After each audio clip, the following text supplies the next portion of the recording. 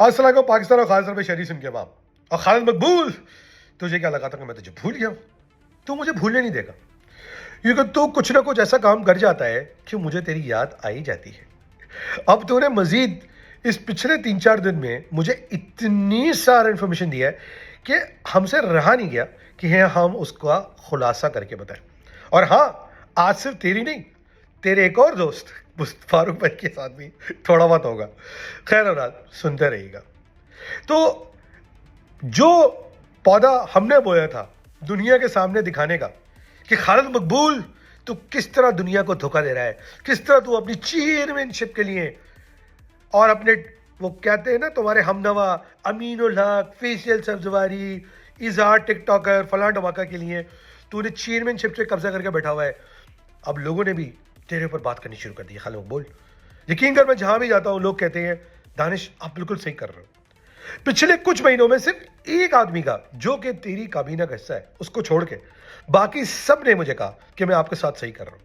اچھا، اس آدمی نے بھی جس نے مجھے فون کیا یہ نہیں کہا کہ میں آپ کے اوپر غلط بات کر رہا ہوں. اس نے کہا ان کو تمیز سے ڈیل کیا کرو. بالکل، میں آپ کو خالد مقبول کہہ رہا ہوں مگر میں آپ کو وہ نہیں کہہ رہا جو آپ کو آفاق احمد نے کہا ہے. اچھا چلے، آپ تو یہ کہہ سکتے ہیں کہ مجھے تو کچھ نہیں پتا سیاست کے بارے میں تو ایک 2 ٹکے کا ویلاگر ہوں، میں تو ایک بلاگر ہوں، مگر سوشل میڈیا ایکٹیوسٹ ہوں، مجھے کیا پتا MKM کے بارے میں. آفاق احمد کو تو پتہ ہی ہوگا نا کہ آپ کی اوقات کیا ہے. سنیں آفاق احمد نے آپ کے بارے میں کیا بولا. اور وہ خالد مقبول جس کے بارے میں ہم سمجھتے تھے کہ بھائی پڑھا لکھا ہے، ڈاکٹر ہے، ایک انٹلیکچوئل ٹائپ کا بندہ ہے، خاموش طبیعت آدمی، وہ جاہل آدمی بول دیا. اچھا مزے کی بات یہ ہے، آفاق بھائی نے بولا وہ آج تک آپ کو بڑا پڑھا لکھا سمجھتے تھے. ویسے آفاق بھائی آپ کو بھی سلوٹ ہے، اتنے سالوں کے بعد آپ کو پتہ چلا کہ یہ جاہل آدمی ہے. زبردست. دیکھیں، آفاق احمد بھائی سے میرا سیاسی اختلاف ضرور ہو سکتا ہے مگر اس بات پہ انہوں نے بہت زبردست بات کی ہے. اور یہ چوکا مارنے کا موقع بھی، چھکا مارنے کا موقع بھی خالد مقبول نے خود دیا.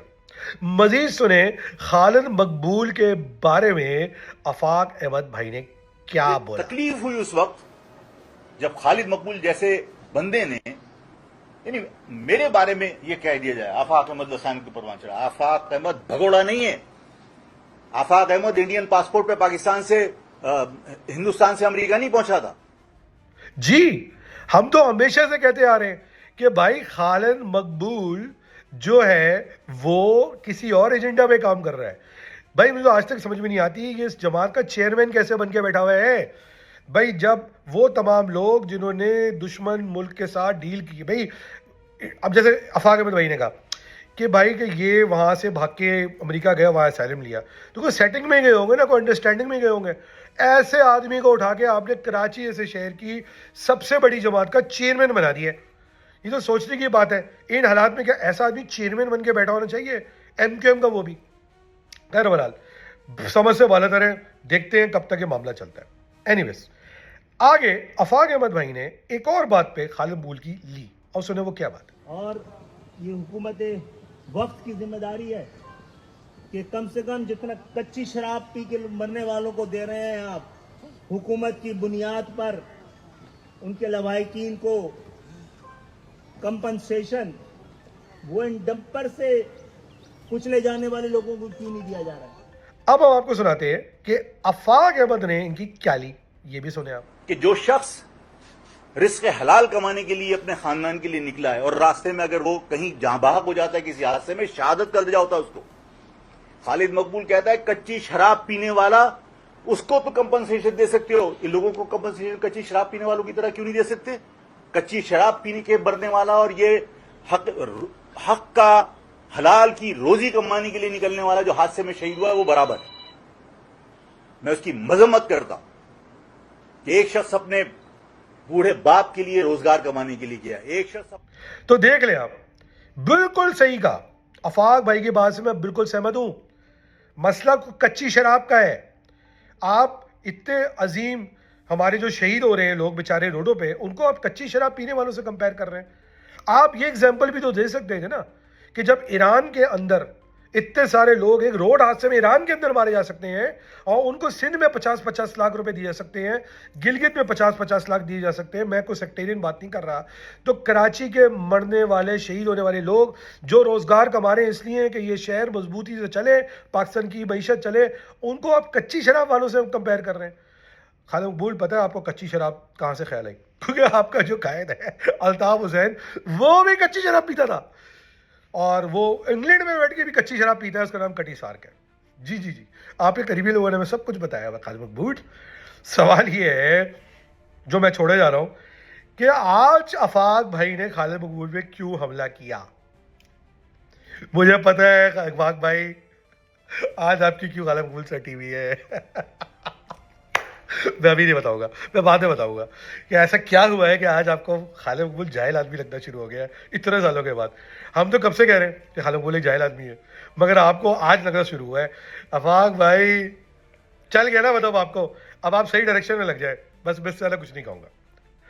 اچھا, سندھ میں ایک اور میٹنگ ہوئی اور بڑی مشدر, آپ کو یاد ہوگا کہ گورنر سندھ نے مرتضیٰ وہاب کے ساتھ تھوڑی منہ ماری کی تھی, لفاظی کی تھی, اور اس لفاظی کے نتیجے میں انہوں نے اپنے سب سے بڑے اسپوکس پرسن, جی بالکل, میں کسی گورنر ہاؤس کے امپلائی کی بات نہیں کر رہا, میں فاروق ستار بھائی کی بات کر رہا ہوں, ان کو انلیش کر دیا.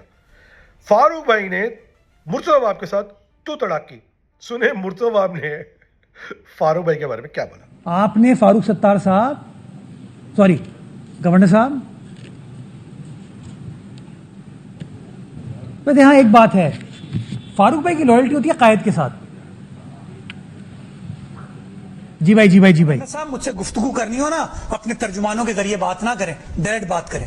یہ گھنٹی میں بچاتا رہوں گا, اور یقین جانو یہ پیپلز پارٹی کے سارے کارکن یہ گھنٹی بجاتے رہیں گے. تو یہ جو بار بار کہا جاتا ہے نا گورنر وفاق کا نمائندہ ہے, گھنٹا, مجھے اب کیا ہوا ہے کہ کل پرسوں ظاہری بات ہے شہر کا امن خراب نہیں ہو سکتا, اور ظاہری بات ہے ہم یہ معلومات کرا رہے ہیں کہ کامران ٹسوری نے جن کو پلاٹوں کا وعدہ کیا تو ان کو پلاٹ ملے کہ نہیں ملے, وہ الگ بات ہے. مگر سنیں, گورنر ہاؤس میں ایک میٹنگ ہوئی, اس میٹنگ کا حوالہ دیں. صاحب, میں پیچھے ہٹنے والا نہیں ہوں. The clock is ticking. It's been 20 days. You better fulfill your commitment.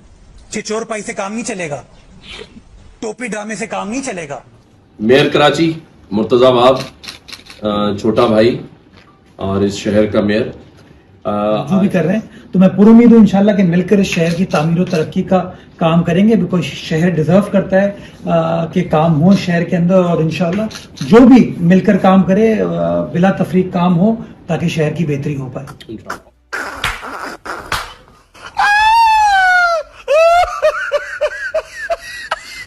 Us meeting میں جو آپ کی مرتضیٰ وہاب کے ساتھ ہوئی ہے اس میں فاروق بھائی کو تو بلا لیتے کم سے کم. یعنی آپ نے فاروق بھائی کے ساتھ کر دیا نا.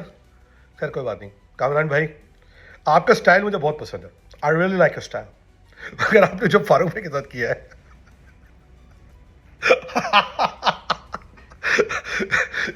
یو آر تسی گریٹ ہو کامران بھائی.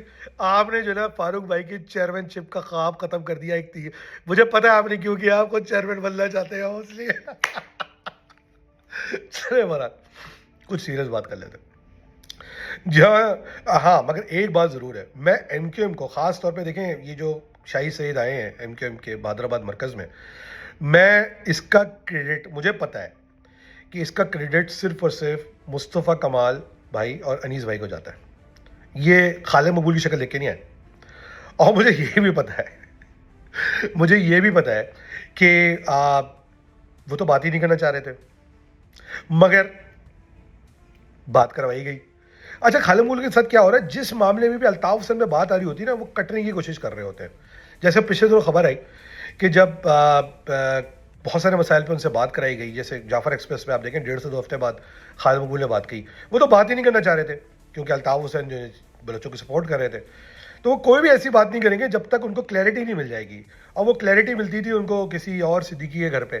آج کل وہ والے صدیقی بھائی ناراض ہو کر بیٹھے ہوئے ہیں, تو کلیئرٹی بھی نہیں مل رہی, کانٹیکٹ ڈسکنیکٹ ہوا ہے. اس لیے تھوڑا سا نا خالد مقبول کو نا مشکل ہو رہی ہے. خالد مقبول تیری ہر حرکت پہ نظر ہے میری. खैर बहरहाल, जब कराची के अंदर ड्रामे चल रहे थे, कुछ अच्छे काम भी चल रहे थे। कराची के अंदर जैसे एक थिंक टैंक लॉन्च हुआ है KDRC नाम का, उसके अंदर मुख्तलिफ जमातों से बहुत सारे लोगों को एक जगह जमा हुए हैं और उनकी प्रेस कॉन्फ्रेंस हुई है और वो कुछ सीरियस बातें कर रहे हैं। आइए सुने वो क्या बातें कर रहे हैं। नो तशकील शुदा प्लेटफॉर्म उनके हल के लिए कौमी जज्बात की आयनादार कौमी पॉलिसीज बनाने पर जोर देता है और अब तक के ऐसे इक़दामात की जो कौमी मुफाद में उठाए गए हैं मुकम्मल तायीद करता है। इस सिलसिले में रियासत और मुख्तलिफ क़ुव्वतें जो भी इक़दामात मुल्की सतह पर मुल्की मसाइल के हल के लिए उठाती हैं, ये प्लेटफॉर्म ऐलान करता है कि हम उसकी मुकम्मल हिमायत करते हैं। ये फोरम बानियाने पाकिस्तान की औलादों के साथ रवा माजी की ज्यादतियों के खिलाफ क़यादत की सियासी गलतियों, वादों और दावों से इनहराफ के मुतालिक वसी तर कौमी मुफाद को पेश नजर रखकर बुनियादी पॉलिसी और रहनुमा उसूल भी वज़ा करेगा जिनसे मौजूदा और मुस्तकबिल की सियासी क़यादत इस्तिफादा कर सकेगी। मेरे पाकिस्तान के मुख्तलिफ इदारों से और ख़ास तौर पे जो जमातें हैं और MQM के अंदर जो सीरियस रहनुमा है, बाकी जमातों के अंदर जो सीरियस रहनुमा है, जो वाकई में कराची के साथ अपने साथ कोई हमांगी बनाना चाहते हैं, उनको चाहिए कि वो इन लोगों की बातें सुने। ये एक ऐसा थिंक टैंक है जो कराची के doctors, professionals, lawyers, professors, even के वो पॉलिटिशियन, सोशल वर्कर्स या फिलैंथ्रोपिस्ट को साथ लेकर चलना चाहता है। इनका सियासत से कोई ताल्लुक नहीं है। इनका सिर्फ और सिर्फ नज़रिया ये है कि कराची के मामलात पे पूरे मुल्क को, पूरे शहर को और उन लोगों को जो कराची की फ़िक्र रखते हैं, जो पाकिस्तान की फ़िक्र रखते हैं, उनको कम से कम पॉलिसी गाइडलाइन दी जाए, ताकि फिर ये तो तफरियाँ चली ही रही हैं ना साइड में, आपने देख लिया, ये तफरियाँ तो चलती रहेंगी, मगर कुछ सीरियस काम भी किया जाए। उसके लिए KDRC का क़याम हो गया है। मुझे उम्मीद है कि आप लोग उसका साथ। चलें, इस व्लॉग को ख़त्म करने से पहले आपको कुछ बहुत सीरियस मसला बता दूं।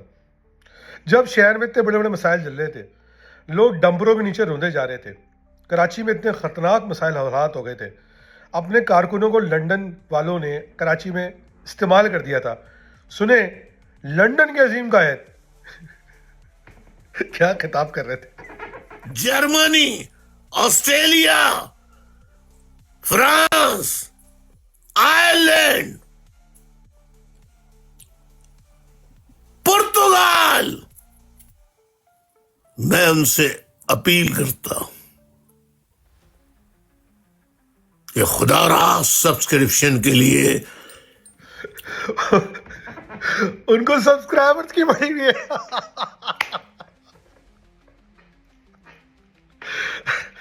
बहरहाल, अफसोस की बात यह है कि कराची के मसले हल नहीं हो रहे, मगर अच्छी बात यह है कुछ लोग, सिंसियर लोग, चाहे वो किसी भी जमात में हो, MQM के अंदर भी कोशिशें कर रहे हैं। इसी के साथ दानिश काजी को इजाज़त दीजिए। पाकिस्तान जिंदाबाद।